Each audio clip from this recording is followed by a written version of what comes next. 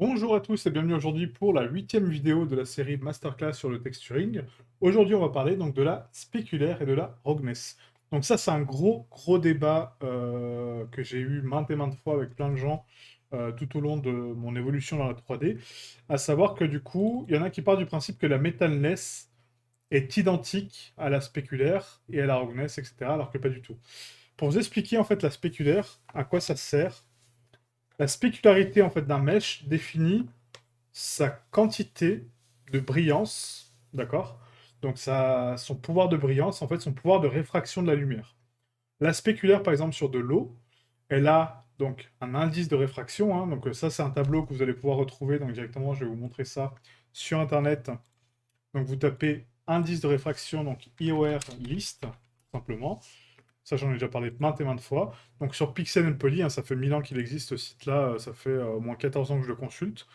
Je ne sais pas s'il a changé, mais en tout cas, voilà. Donc, on a ici un tableau avec les indices de réfraction des matériaux. D'accord? Donc, les matériaux ont un indice de réfraction. Si vous faites de l'asphalte, donc ici de l'asphalte, bah, il a un indice de réfraction de 1,63,5. Si vous faites du verre, donc du glace, le glace qui est par là, acrylique glace, on est à 1,49. Donc, du verre acrylique. La réfraction de l'air, donc est 1, hein, bon, c'est de l'air. L'alcool, 1,32, etc. Donc vous voyez, donc ce tableau-là, ça je vous invite à le garder hein, de côté, en tout cas pour avoir une référence physique, encore une fois, de l'indice de réfraction. Mais l'indice de réfraction est très important. Ce qui ne veut pas dire que l'indice de réfraction...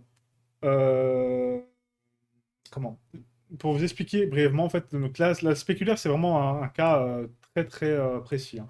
Donc là, on va créer donc, sur Blender, pardon, une sphère, d'accord? Donc cette sphère-là, je vais la lisser volontairement, donc on va lui donner donc, CTRL 2, deux niveaux de subdivision. On va activer donc le weighted normal, donc les normales pondérées pour la pondérer à 100%, pour la lisser.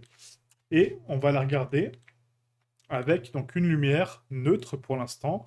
Donc on va mettre donc ici New Surface Background, on va mettre un background blanc. Voilà, je vais remettre ma caméra là-bas. Voilà, en espérant que je ne vais pas vous gêner. Et là, on est bon, ok? Donc j'ai une scène neutre avec donc une sphère neutre. Quand je crée donc un nouveau matériel, ça on l'a déjà vu donc lors de la vidéo précédente pour la base color, on va créer ici donc un M base specular roughness. Voilà, donc c'est le shader qu'on va utiliser pour vous expliquer ça. Et donc là, si on passe sur la partie shading, donc là, il faut que je redécale la caméra. Les joies de Blender, donc tac. Donc ici, si je passe en rendu, voilà, donc là actuellement, j'ai qu'une sphère blanche, ok? Je n'ai pas. Donc, un indice de réfraction, enfin, la réfraction, en fait, elle a une incidence donc, sur la lumière que vous avez sur la scène, mais aussi sur les éléments de décor. Si vous n'avez pas d'éléments avec lesquels interagir autour, la brillance et la spéculaire, bah, du coup, ça se voit pas trop. La preuve en est là, c'est que là, actuellement, je suis sur un indice de réfraction donc, de 1,5, d'accord? Donc ici, hein, ça c'est l'indice de réfraction de ma sphère. Et du coup, ma roughness est à 0,5 et ma spéculaire est à 0,5. Donc je suis à 50% de spéculaire et 50% de roughness. Donc la spéculaire, c'est ici, hein, d'accord? Donc c'est le même nom IOR, IOR level, mais c'est le niveau d'IOR, d'accord? C'est le niveau de réfraction. Là, c'est l'indice de réfraction et ça, c'est le niveau de réfraction. C'est deux choses différentes, ok? Donc, du coup, la roughness, pardon. Donc là, je suis à 50% de roughness, donc 50% de brillance, et 50% de spéculaire. Donc en termes d'indice de réfraction de niveau. Maintenant, si je passe ici, donc là, l'IOR à 100%, est-ce qu'on voit une différence à ce niveau-là? Non. Pourquoi? Parce que je n'ai pas d'éléments avec lesquels interagir. Par contre, si je mets maintenant un HDRI, donc là, on va passer en mode HDRI. Donc là, je ne vais pas utiliser la donne Easy HDRI, hein, parce que du coup, ça se trouve, vous ne l'avez pas. On va ici, donc dans Color, on va cliquer sur Color et on va mettre une texture environnement. Vous voyez, donc environnement texture. On va aller dans Open et là, on va aller chercher un HDRI. Donc vous l'aurez directement dans le dossier de travail, hein. Moi, je suis obligé de la chercher ailleurs. Donc on va mettre ici, voilà, celle-là, c'est très bien. Elle est très lourde quand même, mais bon. Voilà, donc là j'ai un élément de décor. Je ne le vois pas parce que du coup je l'ai masqué volontairement dans mes paramètres de rendu. Donc pour les voir, vous allez ici donc dans les paramètres de rendu, vous allez dans Film et vous allez décocher transparent si vous l'avez aussi coché. Et là, quand je pivote autour, on voit mon décor. D'accord? Donc là, j'ai de la matière autour de moi, donc sur mon décor, pour interagir. Et là, on voit la différence, vous voyez. Maintenant que j'ai un éclairage et une surface de réfraction, donc je peux voir ma spéculaire. Donc la spéculaire, c'est cette brillance, vous voyez, cette couche de brillance qu'on a juste au-dessus, là, de ma sphère. Donc si maintenant j'augmente la spéculaire, donc là, à 100%, et que ma roughness, je la descends à 0, j'ai de la brillance parfaite et de la réfraction parfaite au niveau de mon décor. Vous le voyez, hein. Là, on voit le décor au travers de cette sphère. Je vais passer en noir pour que ce soit peut-être plus parlant. Ou en blanc pur. Non, peut-être en noir. Ouais. En noir, ce sera plus parlant. Voilà, donc là, on voit tout, hein. Vous voyez? Donc sur du noir pur, on voit la spéculaire et la roughness travailler en cohésion avec ma sphère. Donc dites-vous que les deux paramètres, donc la spéculaire et la roughness, sont toujours interconnectés. Donc je m'explique.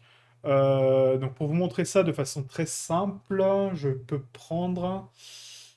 euh, tu, tu, tu. Pour vous donner un exemple, on va prendre la texture, justement. Donc là, je vais importer la texture. Donc vous retournez sur le dossier donc, de travail et on va travailler avec notre premier shader. Donc là, on va commencer à rentrer un petit peu dans le vif du sujet. On va ici donc dans le texture d'essai, mur de pierre, et on va prendre la texture 2K, même 1K. Voilà, c'est largement suffisant. On va travailler avec des basses valeurs. On va se mettre donc la diffuse en PNG. Donc là, vous la glissez sur votre viewport et on va se prendre du coup donc la roughness. Voilà. Je n'ai pas de spéculaire, donc là c'est volontiers, hein, je n'ai pas de spéculaire. Là, j'ai que donc, ma color qui donne la couleur à mon mesh, voilà, et j'ai ma rugosité, ma roughness. On se souvient encore une fois quand j'ai parlé des profils de couleurs à adapter par rapport à vos textures, très important. Je vérifie toujours l'encodage sur lequel je suis. Je suis en sRGB AGX, donc ça va pas. Il faut que je repasse en standard, d'accord? En sRGB, je suis en sRGB, donc je peux pas passer en AGX. Et sur ma roughness, je suis pas en sRGB, je suis en non-color. Pourquoi? Parce que, rappelez-vous, c'est une valeur de 0 à 255, donc en 8 bits, hein. Donc c'est une valeur de noir et de blanc. Donc ce n'est pas une couleur, c'est une valeur technique. Donc là, ma texture de roughness, voilà à quoi elle ressemble. C'est des valeurs blanches et des valeurs noires. Si je regarde ma roughness là actuellement à 0, donc en purement noir, hein, rappelez-vous, 0 c'est noir, hein. Si je suis à 0 de roughness, j'ai 100% de brillance. Si je suis à 100% de blanc, je suis 100% non brillant. Est-ce que ma spéculaire sert à quelque chose là-dessus? Non. Si je n'ai pas de roughness, je n'ai pas de spéculaire. Ok? C'est aussi simple que ça. Je peux en avoir un petit peu, hein, donc là c'est les nuances qu'on va aborder justement, mais en général j'en ai pas. Donc du coup, si mon curseur est à 100% sur la roughness, il est normalement à 0% sur la spéculaire. On ne peut pas avoir de réfraction sans brillance, d'accord? La réfraction fait partie, elle est interconnectée à la brillance. Si j'ai de la réfraction, c'est-à-dire que mon matériel réfléchit la lumière, donc par conséquent, il a une brillance au moins minime, mais en tout cas, il a une brillance. Donc je ne peux pas avoir 0% de roughness et 100% de spec. Ça n'a pas de sens. Donc du coup, ces deux valeurs-là sont toujours interconnectées. Si celle-là est en blanc, l'autre est en noir. Ok? Donc là, ma texture, j'ai ma texture de roughness uniquement. Je n'ai pas ma spec. Donc du coup, je la connecte à la roughness. Donc ça va transmettre ces valeurs-là. Donc du coup, comme quoi mon matériel est majoritairement blanc, mais il a quand même quelques petites notions de nuances de couleur, d'accord? Donc de réfraction, hein, de rugosité. Et du coup, pour récupérer ma spéculaire, il faut que j'inverse cette valeur-là. Donc là, pour inverser une couleur, on a déjà vu, hein, on clique sur invert, donc invert color, donc j'inverse ma couleur. Si je veux voir à quoi ça ressemble, ce paramètre-là, je fais un CTRL-SHIFT-clic, vous voyez, et là j'ai l'inverse. Donc ce que j'ai là, ça c'est ma roughness pure, donc du blanc avec quelques nuances de gris, et là j'ai du noir pur, quasiment, avec quelques nuances de gris. Donc c'est ça l'inversion de couleur.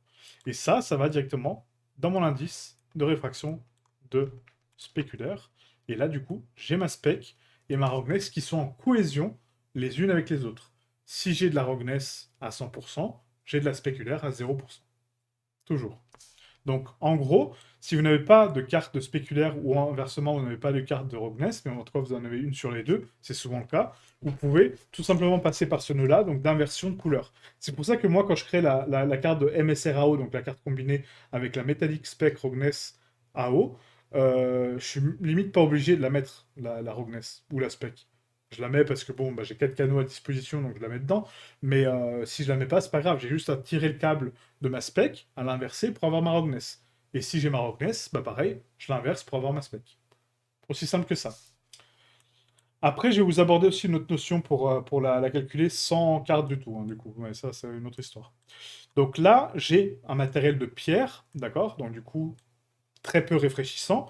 Et mon indice de réfraction au niveau de la spéculaire, ça, c'est calculé par rapport à quelque chose qu'on appelle le Fresnel.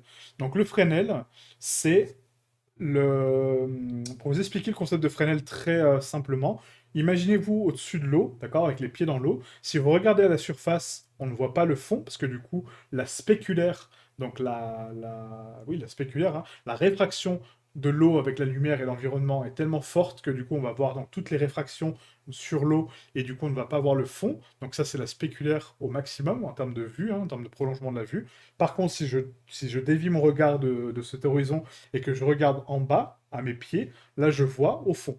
Bon, à part si l'eau est dégueulasse, mais ça c'est un autre sujet. Mais en tout cas, je vois au travers l'eau, ok? Donc pour simuler cet effet-là, donc l'effet donc, d'avoir les pieds dans l'eau, hein, du coup cet effet de réfraction, il faut passer par un nœud qu'on appelle donc le nœud de Fresnel. Donc là je vais agrandir cette fenêtre-là hein, pour que vous puissiez voir un peu mieux. Voilà, donc là on a nos nœuds. Et là actuellement, donc, comme je vous ai expliqué, on a ici l'indice de réfraction. Sauf que cet indice de réfraction-là, pour moi, j'ai l'impression qu'il n'utilise pas le Fresnel, d'accord? C'est peut-être une erreur de ma part, hein, peut-être qu'il l'utilise et j'en ai pas conscience, mais j'ai pas l'impression. Donc du coup, on va le mettre à 1, c'est-à-dire qu'il est neutre, hein. Si vous le mettez à 0, ça veut dire que vous avez trop de spécularité, donc ça va ternir les couleurs. Donc mettez-le à 1, ça le désactive. Et ensuite, depuis ce nœud-là, donc depuis ma spéculaire, donc soit ma texture, soit mon inversion via la roughness, il faut que j'ajoute le Fresnel. Donc du coup, on va faire un Shift A, et là, dans la recherche, je vais taper Fresnel. Bon, en général, il est en premier. Fresnel.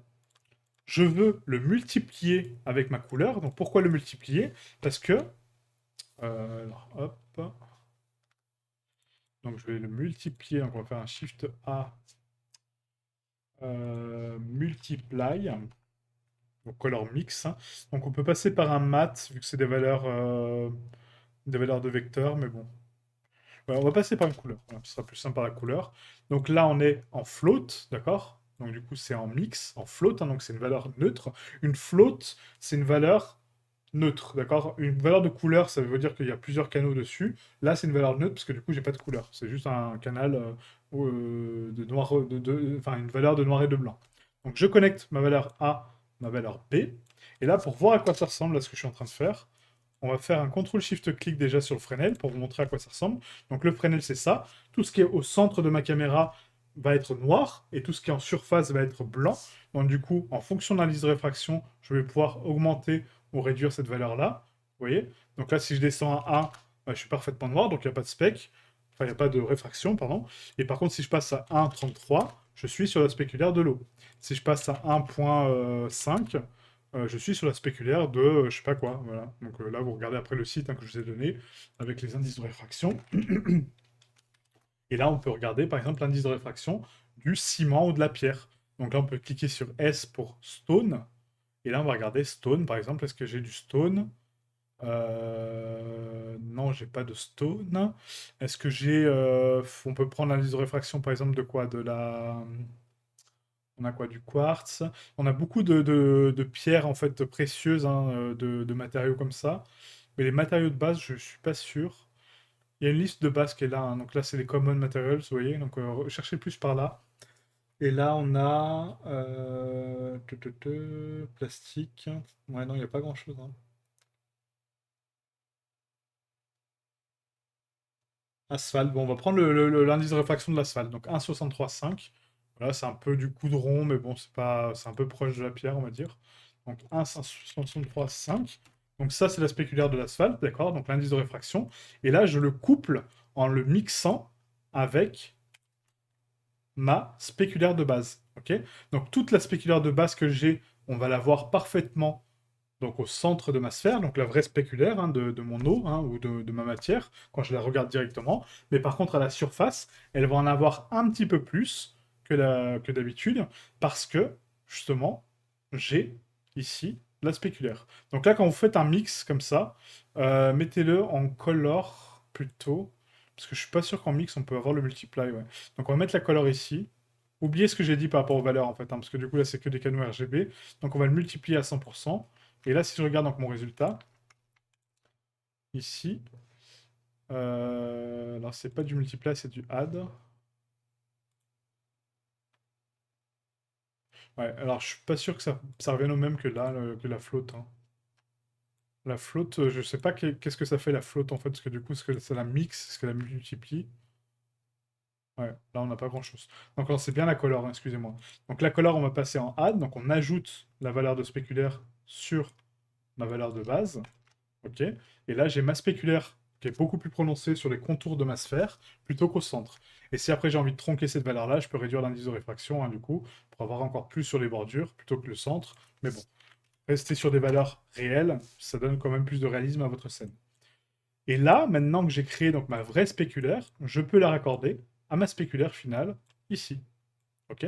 Et là, j'ai une vraie spec. Donc ça aussi, on peut le faire sur Unreal, je vais vous montrer après comment faire. D'accord? Maintenant, une autre notion, hein, donc du coup que je vais aborder avec vous. Imaginons que je n'ai pas, donc je vais quand même garder ça, hein, donc le add et tout, ça m'évitera de le refaire. Mais imaginez que j'ai pas de texture de spéculaire. Ok. Je télécharge une texture sur Internet, hein, c'est souvent le cas. Hein, on télécharge une texture sur Internet en pensant qu'il y a toutes les textures avec, et je n'ai pas ma spéculaire. J'ai pas ma spéculaire ni ma roughness. Là, je sais que je suis sur un matériel de pierre. Donc, par conséquent, je me dis, bah, c'est pas très brillant, d'accord? Ma pierre, elle est pas très brillante. À part si elle est mouillée, s'il pleut dessus, ça c'est une autre notion, hein, ça on va le voir beaucoup plus tard. Mais en tout cas, pour l'instant, mon matériel pur, mon matériel brut, n'a pas besoin de beaucoup de spéculaire.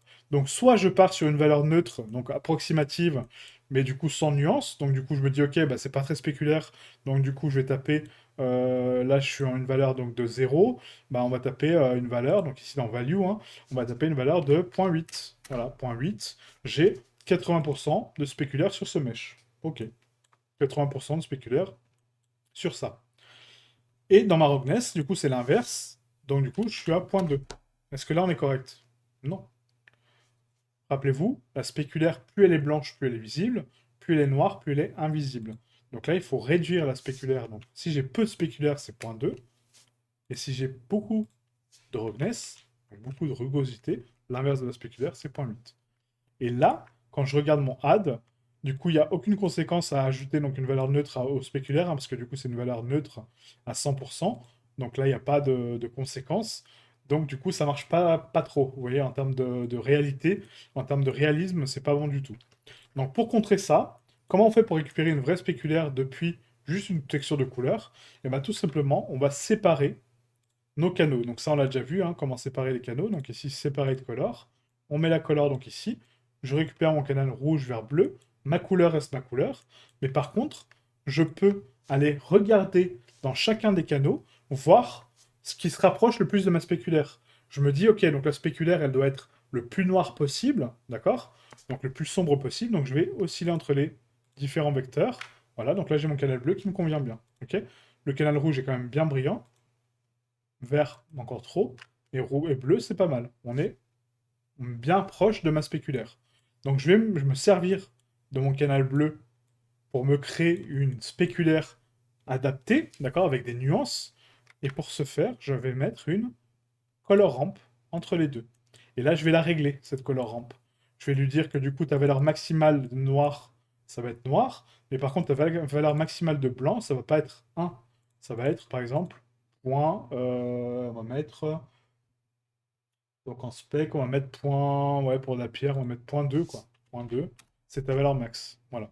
Là, j'ai ma spec, avec des nuances de noir, très profondes, hein, pour indiquer que c'est pas spéculaire. Mais, du coup, c'est bon.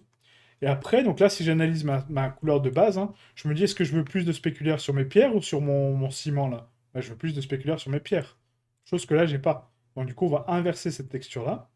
Donc, c'est-à-dire que la valeur maximale, donc ici, de noir, donc mes valeurs les plus foncées, il faut qu'elle soit un petit peu plus blanche. D'accord? Donc on va les augmenter un petit peu. Et là, par contre, je vais tronquer ces valeurs-là en noir absolu. Et ensuite, on va rapprocher les sliders jusqu'à avoir les pierres beaucoup plus claires que mon fond, vous voyez. Donc c'est que jouer avec les valeurs, hein, vous voyez. Donc là, je construis une texture de spéculaire de rien. Hein. Et du coup, je me dis, bah voilà, là c'est bon. Voilà. Là, j'ai mon fond qui est bien noir, donc pas spéculaire, à mon ciment. Et après, mes pierres seront un petit peu brillantes, voilà, elles auront un peu de réfraction. Et là, j'ai créé ma spéculaire. Donc maintenant que j'ai ma spec, je peux l'inverser pour avoir ma roughness. Donc là, on va faire invert color. OK. Le facteur, donc c'est invert color, voilà. Donc là, je passe en blanc pur, hein, quasiment, avec quelques nuances, mais encore, c'est pas très parlant. Et je vais mettre ça dans ma roughness. Et ça, c'est ma spec pure. Donc là, on n'a plus besoin de l'inverte. Elle va directement dessus, puisque j'ai créé ma spec, hein, je n'ai pas créé ma roughness. Et là, on est bon. Donc maintenant, si je regarde mon shader, donc là, au niveau donc, de la spéculaire, vous voyez que j'ai une spéculaire beaucoup plus proche de ce que j'avais au départ, avec ma vraie texture. Et là, j'ai vraiment un shader propre. On ne le voit pas beaucoup, d'accord? C'est vraiment très minime. Mais si vous avez une source de lumière qui est très importante et qui tape sur ce mesh-là, on pourra voir cette réfraction-là, et on pourra voir les nuances. Et ça, c'est très important. OK? Voilà, donc ce setup-là de texture, gardez-le de côté parce que c'est vraiment très important hein, pour la suite. On va se rajouter quand même ici le contrôle donc, du HSV, donc Hue Saturation Value pour la couleur. Voilà, donc ça va être notre partie couleur. Et là, ça va être notre partie spéculaire. Donc là, on va faire comme si on n'avait pas de texture hein, pour celui-ci. Mais en tout cas, on l'avait, hein, la spéculaire, il n'y a pas de souci. Mais voilà, on va faire semblant qu'on ne l'avait pas. Voilà, donc n'hésitez pas à organiser vos nœuds correctement. Hein. Et là, on vérifie bien qu'on est en add. Oui, à 100%. Ouais, nickel. Ok. Voilà. Donc voilà pour la spéculaire. Donc très important de comprendre que la spéculaire et la roughness sont interconnectées, d'accord? Donc ce ne sont pas deux textures à part, ce sont des textures qui sont interdépendantes. Et après, donc la prochaine vidéo, on parlera de la metalness, hein, donc la différence entre la metalness et la spec. Ça aussi, c'est très bizarre encore. Mais du coup, c'est que donc, les trois valeurs, il faut savoir hein, pour la suite, c'est que les trois valeurs sont interconnectées. La métallique, la spec et la roughness. Si je suis métallique, je suis forcément spéculaire et j'ai forcément de la roughness. D'accord? Si je ne suis pas métallique, je peux être spéculaire et roughness. D'accord? Je peux avoir les deux. Hein. On prend de l'eau, c'est pas métallique, mais du coup, j'ai de la spec et de la roughness. Du verre, etc. Mais par contre, si j'ai du métal, j'ai forcément les trois canaux différents. Donc ça, c'est encore une autre histoire parce que la métallique, elle agit vraiment très bizarrement sur le mesh. Hein, je vais vous montrer après ce que ça fait. Et en fait, on peut le doser en fait en fonction. Avant, j'avais tendance à mettre des valeurs très profondes en fait de métallique, mais c'était pas forcément nécessaire. Ok? Donc merci à vous et je vous dis à très bientôt pour les métalliques. Ciao, ciao.